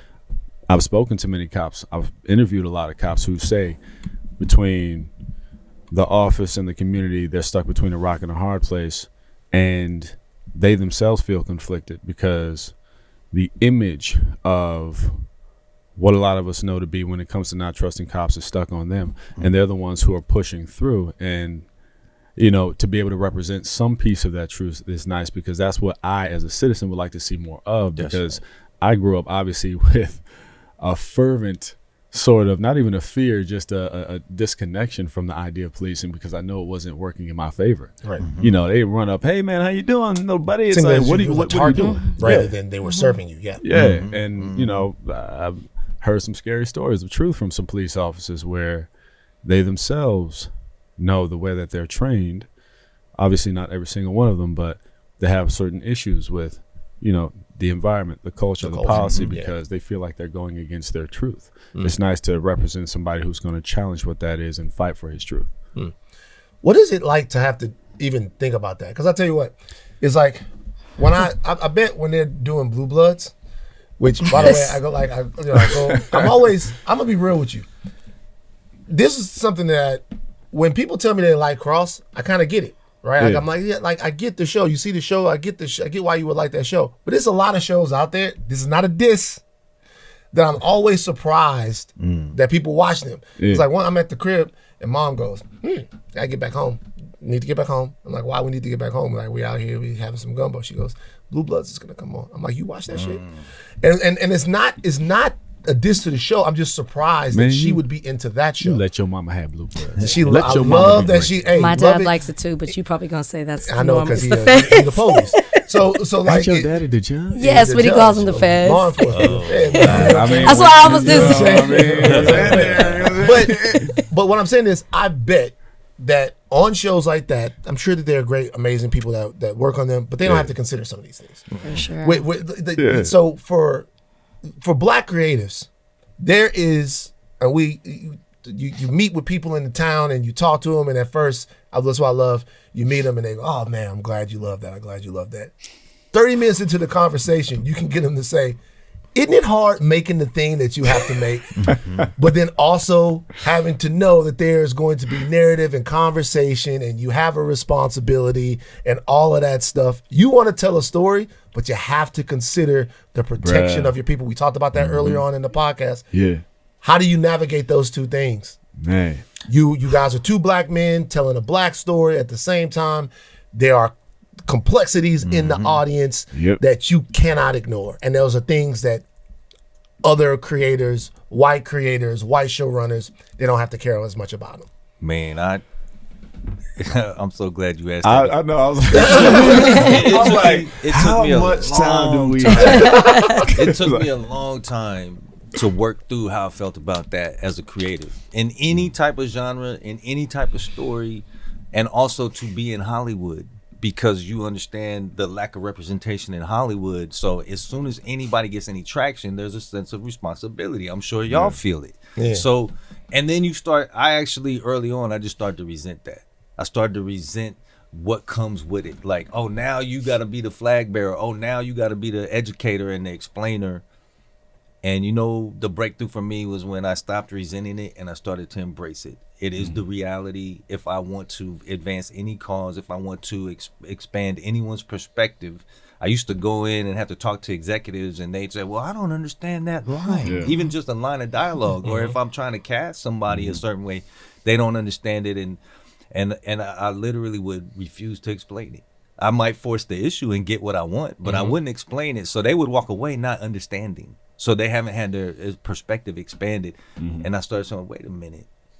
There might not be another person in this chair in a long time. Yeah. I actually am in a position where I can tell them, here's why. I can educate them. And even if only 10% of them actually get the light bulb moment, that will have a ripple effect somewhere down the line. So you have that just in the interactions as you're building out these things. And when you get into these rooms and pitch these stories and tell folks why you're doing a storyline here or there. And then when you go to do the content, you have to ask yourself, well, because there's not that many black shows. I mean, can you name another black show with a black lead and he's the hero? Single? There's not really anything going on right now. And it hasn't been for years. This was the first black single lead detective show since Hawk. Avery Brooks got one season.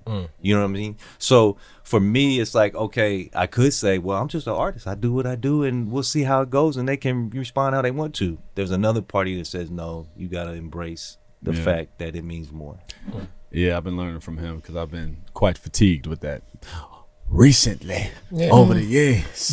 Be honest about it. And I'll tell you why we should be honest about it, because the conversations that we have behind the scenes when we're talking to one another, you talk to a lot of people who just have an idea in their head and they want to do the idea. Yeah. And they get the idea and the idea comes out, it gets to social media and they go, whoa, I did not know y'all would respond like this. Yeah. And a lot of people feel like sometimes the responsibility of the black artist can be creatively limiting.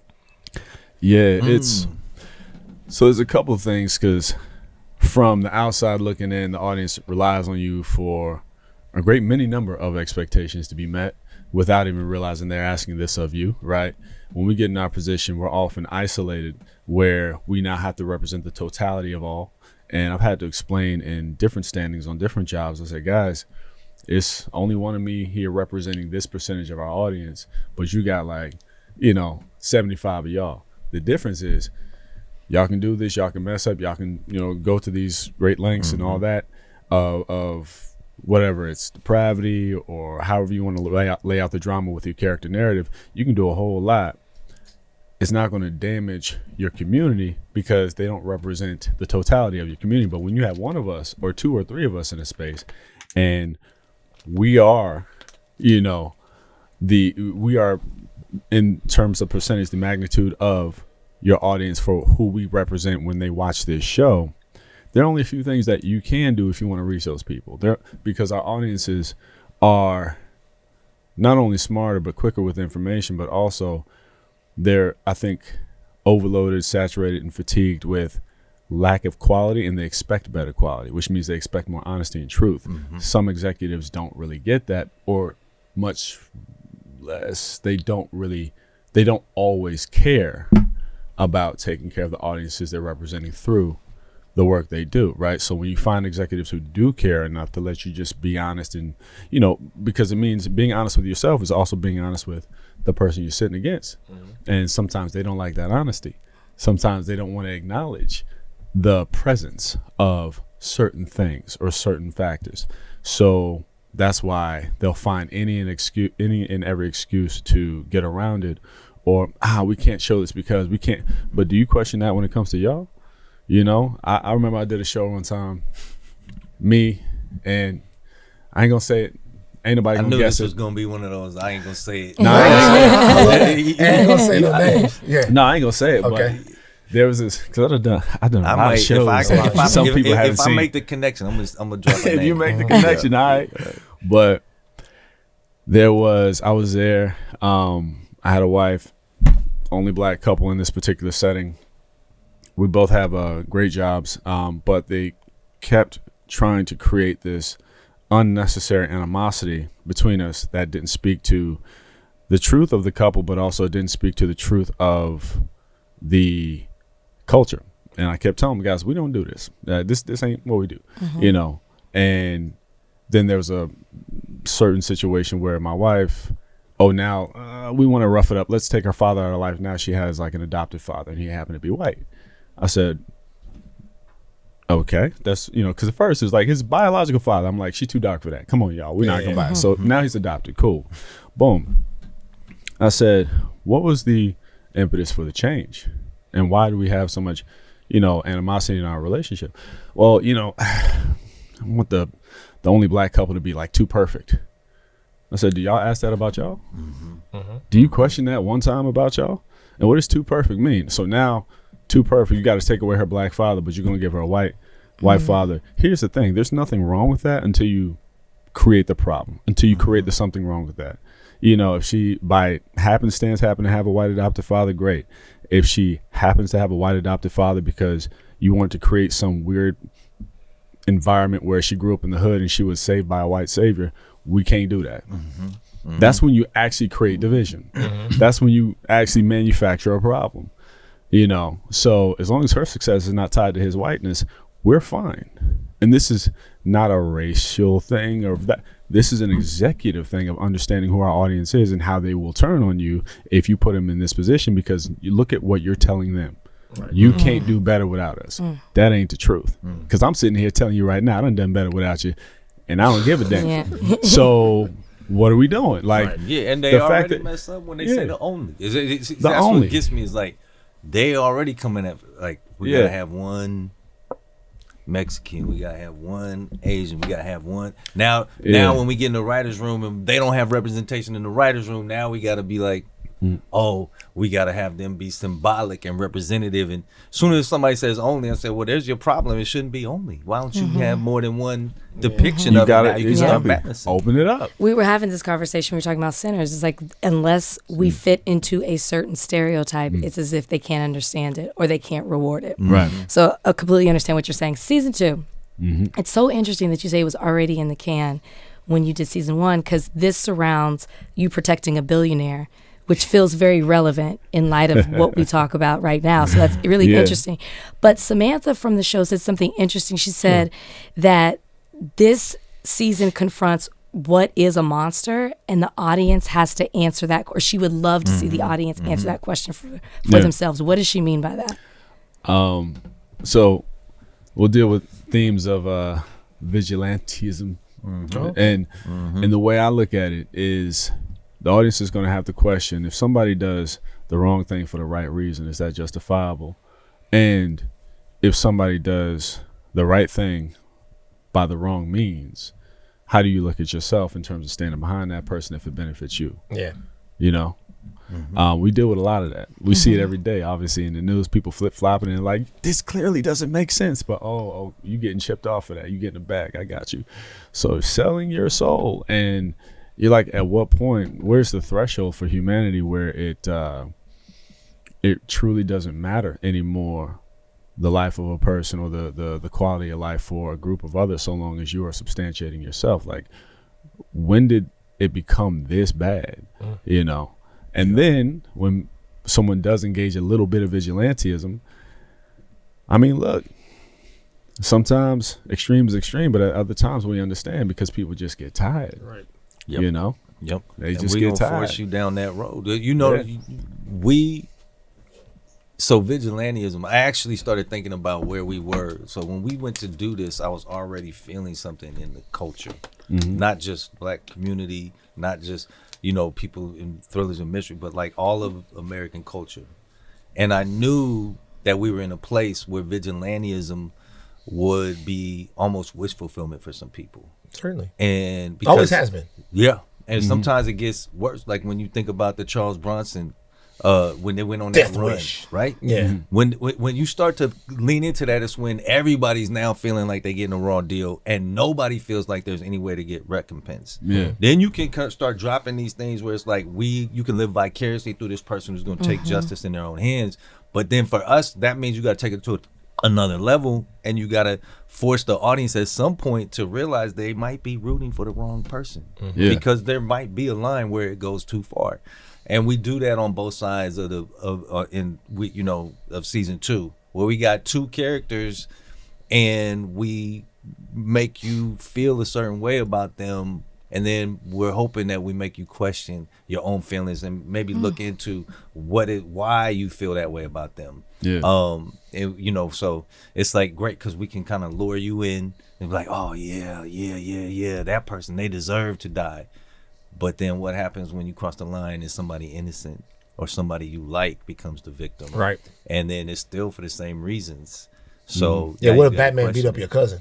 Exactly. It's like, oh, it was all good until he out there, and then, you know what I mean? Out here was little pointy ears and the cape and stuff. Like, and what if your cousin? What if he wasn't even targeting your cousin? Right. Like, what if your cousin just happened to be riding in the Uber with the Joker? Yeah, and that would be you. Kind he just collateral damage. Yeah, I You'd have to kind of say, Well, maybe why he's did an you Uber get in that driver. Uber? Yeah, maybe he's an Uber driver. exactly. I would say, but would you pick up the Joker? No, I would say to him, I was like, I don't know if you know, but this guy tried to poison the water supply of Gotham like a couple of, I don't know, maybe you should give him a But ride. it's Turn like, that come ride on, down. man, it's been slow today. He's been It's slow. slow. Yeah. Does it pick deal him with up. I was just thinking this off the Joker. Does it deal with how the monster was created?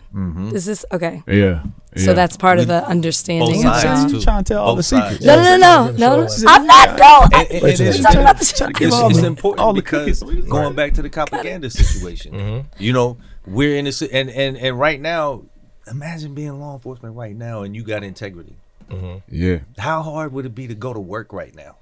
Maybe If you shouldn't. have integrity, Yeah. you Well, Dad doesn't believe that there's a thing as a good cop. We just talked about this.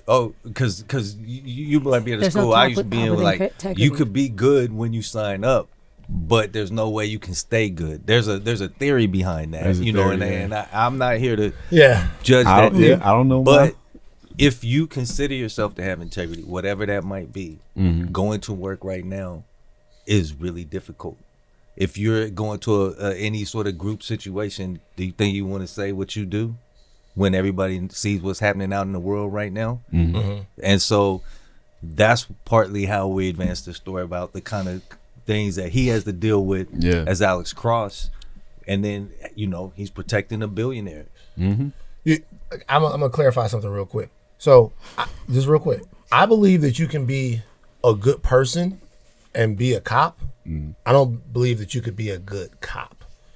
Like, I was a good person working at TMZ, but if you're there, you're there. The institution. Like what we did, and look, there are a lot of good people that work there. What we did was a thing, and so if you're there, like, there's a part of you that you're sacrificing. Cops have a different edict than celebrity news muckrakers, but I don't want to litigate policing on this show when you guys are trying to sell a show. I don't want to do that, but I'm saying, like, it's a deeper conversation and one that maybe you have as a grown-up and not sometimes as an activist as well. But But I mean, look, we challenged that in the show too. Even Okay. first season. Yeah, We no, challenged first, it. no, I seen it. it's a I real- used to look at it yeah. at parts. I thought that maybe y'all was talking a little bit too much to the audience, but y'all Like tied it up. message. Like message, but y'all tied it up so well. Yeah. The show is just fantastic, Thank which is you, what I thank want to you. ask you guys about. Yeah.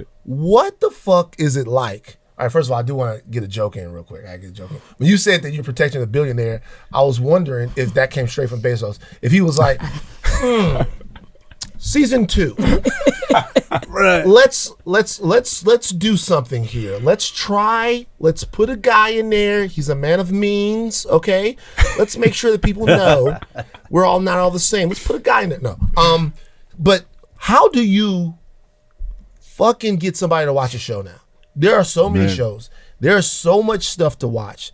The competition is very, very high. It used to be that by the time you got your show on air, if we're talking about like 95 or 96, you had a decent shot that people were going to give it a chance because there just wasn't that much out. And if NBC said you need to try this on Thursday, you would at least be like, You all gonna right, give it man, something. let's Yeah. see what LL Cool J in the house is doing. Yeah. Right? Now, you competing with TikTok, with other shows, with content, with you competing with old Alex Croft stuff, because that stuff is on the same streamer or available to you. Yeah. Maybe somebody watches 10 minutes of your show and they go, man, you know what? I want to see what Morgan Freeman was talking about. So, like, how do you get someone to watch what it is that you're doing now when there's so much stuff out there? Man, I mean, that's a great. man. I mean, first of all, it's a combination of things. We learned a lot coming in, and I've been in the game long enough to see where it used to be really, really traditional. Just when the show's coming out. No. and Tell them where you started, bro. machine Tell kicks in. them where you started, bro. Where did you start? Come on, bro. What you talking about? Your acting skills, bro. Oh man! Come on, tell the people, bro. Come on, Yeah. now. What they Oh, I love that for no, you. Which one? What is Santa your Barbara?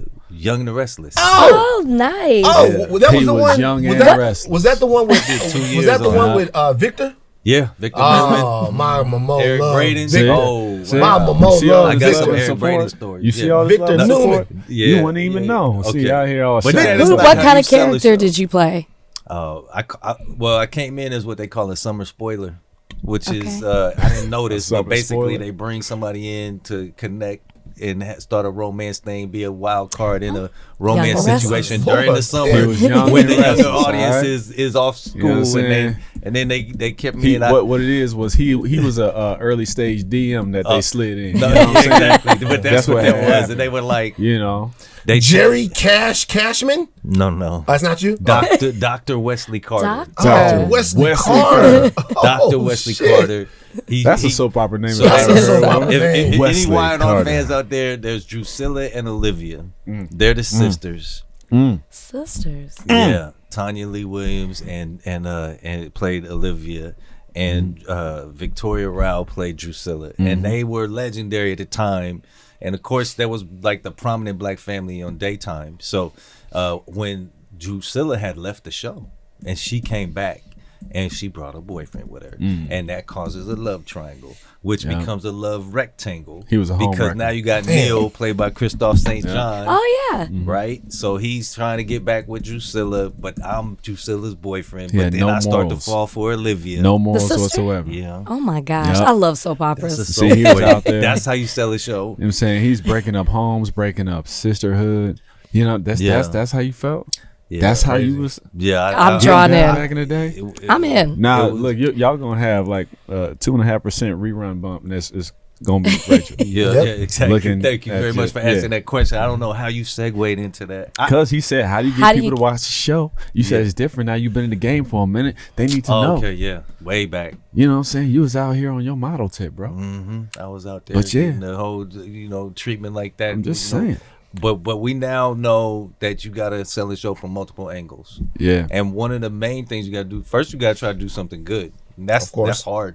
Then you gotta get the word out there. And one of the things that and I have to give a lot of credit to the Amazon marketing, especially Amazon PR, because they're like, look, you gotta go to the community. You share the show with the community, you talk about the community, get the community engagement. And some of these events that they help us do, there were small groups, but that stuff becomes exponential if the word of mouth gets out there. Yeah. They feel like you're invested in the community. They feel like you value them, and you're giving them a good product. I kind of this was new to me, because you need these folks to get active on social media. You need these folks to get active in terms of word of mouth, and then you need to do the traditional stuff. And we watched it build. And we're watching it build right now. It's already starting to happen with the run up to season 2, where you start seeing people start, we share it. We do these little screenings. Folks see it. They love it. They start to share the word. They start to take old clips from season 1. Now they doing mashups. They putting it with new music. And it's making us relevant. The trail on YouTube, I think within like 2-3 days, already bumped up to like 10-12 million views. Oh wow, that's amazing. Yeah, I was like, all right, cool. You know what I'm saying? YouTube, cut the check. What's up? Yeah, there you go. Yeah. Where we at? And it's impressive too, just because you are already fighting against having other Alex Crosses in movies or whatever. So people might have come in with a critical eye, and you surpassed all of that. A lot of people came in. I'm sure they people came in like, well, let me see what they gonna do with this little thing they got going here. Let me see. You know, and then after they saw, But I mean, just saying, walking through an airport with him one time, I think it was like 2 days after the season 1 dropped. And of course, 2 days after, walking through an airport, at least 5 people, he's no longer Aldis Hodge. They just screaming out, Aldis Cross! That's pretty cool. We was getting wings one time, and we was trying to have our own thing. It was me, Nick, Malcolm Spellman. Big Malcolm. Yeah. Fucking insane person. Malcolm, I love you to death. I hope you're listening. Malcolm is every couple of weeks you get 10 texts in a row from Malcolm, just stream of consciousness off the top of his head. Brilliant. Nick May, of course. We all having wings. We trying to have, we having a good time, and then one person gets it in there. One person realizes that it's him. Yeah. And then after that, it was the rest of us wrangling pictures. Right. It's like, next person, y'all want to come up and take a picture with Alex Cross? Be careful when you y'all want to take a picture with I'll take it. But then what started happening was, they're like, okay, cool, can we take the picture?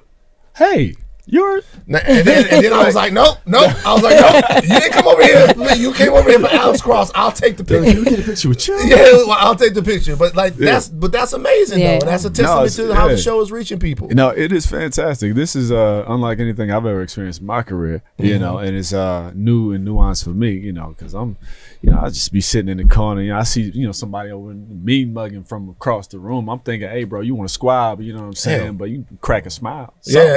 Show the teeth. But then you run up, hey man, let us show this, that, da, da, da. What you start to see is that people are connecting with different elements of the show. Like, you show up for, suspense, crime, drama, but then you realize there's a lot more to it. People are there for just some men are just there for the fatherhood. Yeah. They're like, thank you. Showing us loving our kids, getting back to what we grew up with. This is what we know. Relief, or just the brotherhood between Samson and Cross being able to show us supporting one another as opposed to all the infighting. They there for that, so they connect to other things, and we realize this is it's less about particular subject matter and genre and more about culture and community. Once that's embedded in the work that you do, you understand you can reach people in different ways that you can't even quantify or think about on the upfront because you don't know how they're going to personalize that. Right. But we dive into the community, they feed back into us. Beautiful. Last question for me. I'm going to ask you I'm going to push you here because I know you're already thinking of it. You ready? If you had to look at what's happening right now in the world and tap into maybe a storyline for season 3 or how you would want that Alex to live in that world, what would it be? Look at that. That's a good question. I got to be honest. I think, and folks will tell you, folks who have seen season 2 almost feel like we were tapping into prescient. Yeah, we were prescient. Yeah. A lot of folks are like, unfortunately, a lot of the themes in terms of what's going on in season 2 are very timely. Yeah. And I wish that I could say it was different. I wish that people could say, oh, that's dated. But people are going to watch season 2 and realize that we got our finger on the pulse, even though we shot it over a year ago. Yeah. I don't know if you remember when I came down to the writer's room before we started. I was like, yo, hey, man, have y'all heard of this crazy story about da-da-da-da-da? And then y'all were like, oh, we already there. And it was weird that we were all on the same path, but it shows you how prevalent some of these things were. It's, hopefully we can just kind of like focus a blurry lens on certain truths. But yeah, it is very timely. I think hopefully, if there's a season 3 around, I think you're going to hit that target again. Yeah. There's some clairvoyance too. We already working on season 3 right now. Well, we ain't going to tell you what's happening. I'm not going to ask. Yeah. You see, she's smooth with it. She's like, She's trying to get you. Just hypothetically. But that's part of it too is, you thinking about, because you don't know when the shows are going to drop. You don't know when the seasons are going to drop. And you do want them to have some cultural relevance. So you are thinking about what's going on right now that will still be in our conversation right now, or what's bubbling right now that hasn't actually really hit the surface for a lot of people, and see if you can tap into that when you working on storylines. You guys, I was looking stuff up. I'm gonna let these guys go, but some of the Amazon people are around. I want to say something to the Amazon people. I see that you guys have a partnership with Howard University for the first fellowship between a major entertainment studio and an HBCU. That's great. That's great for Howard. And it's great for fam. And it's great for all the Will Packer out there. Will Packer pushing the fam agenda. Y'all pushing the Howard agenda. What about Southern University? Okay. What about what about Baton Rouge? Okay. What about Baton Rouge? What about us? That's all I'm gonna keep asking people. I need Amazon. Go down to Southern University. Go down and talk to them. I'm gonna put you in touch with T.J. Jackson, Gino, Marshall Falk as the head coach. Think about us. It's all about Howard and fam right now, and it's getting to the end. I'm the end of the road for me with this. You're losing your patience. I'm losing my patience. What about the Jaguars? Your patience about that thin. About that thin. All right, you guys, we're excited. The audience is excited. Ben Watkins, Aldis Hodge, Cross, February 11th, Prime Video. Do not miss it. One thing they said to make sure to say. Okay, we got it. Drops February 11th. Yes. And then it's weekly after that. Oh, Yeah. So it's gonna be a We dropped party. the first 3 episodes, and then after that, y'all gonna have to wait. there you go. That's great. I like that. All More right, so guys, anticipation. make sure to watch it. Congratulations, We man. appreciate you guys joining us indeed. tonight. Thank No you. problem, man. Thank for you. your time. You know I was in 2 diehards, by the way, right? Yeah, I know you were in the Die Hard. We forgot to talk about that I'm just saying, you said the first one, which is good, but it ain't the best one. because Die Hard with a Vengeance. I'm just saying that's the best one. That's the best. That's one of the. But you- there's but a you- conversation Nah. before I let you go. Just saying. Are y'all still rolling? Are we? Look, before I let you go, there's a conversation right now about what is the better Die Hard. There are some people that say that Die Hard with a Vengeance is better than the original Die Hard. What do just as a movie? What's a better movie? Die Hard with a Vengeance, biased. or the original Die Hard? People are saying that with a Vengeance is creeping up on Die Hard, man. I would say the original Die Hard is a better Christmas movie, while Die Hard with a Vengeance is a better summer. Ah, here we wonderful go. fun. Safe. Get out. Nice. Oh, Nice. Thank you. He answered the question. Thank you. He answered. Thank you. Thank you. Okay, we are out. There are things that we are going to cover on Thursday that we did not get today because we got a lot of time with our brothers Ben and Aldis. We're going to cover the shocking and disgusting footage of Corey Holcomb, comedian Corey Holcomb, punching a woman outside of the comedy store. You know, I know you put this in the chat. I've seen it around. We are going to cover that. We're also going to cover, hopefully once I've gotten a chance to talk to Maxwell Frost. Maxwell Frost, a friend of the show, was assaulted by a racist at Sundance. And I haven't got a chance to talk to him yet. I am going to get a chance to talk to him. Maybe we'll get him on to be able to talk to us about that. Other things along that ilk. And we're going to continue to watch this story coming out of Minnesota to sort of gauge where the politics of it are going. The morality of it seems to be pretty static. The politics of it are a different story. We're going to make sure that we keep an eye on that. Take the caps off. Do not stop learning. I am Van Lathan Jr. I am Rachel and Lindsay. Bye, guys.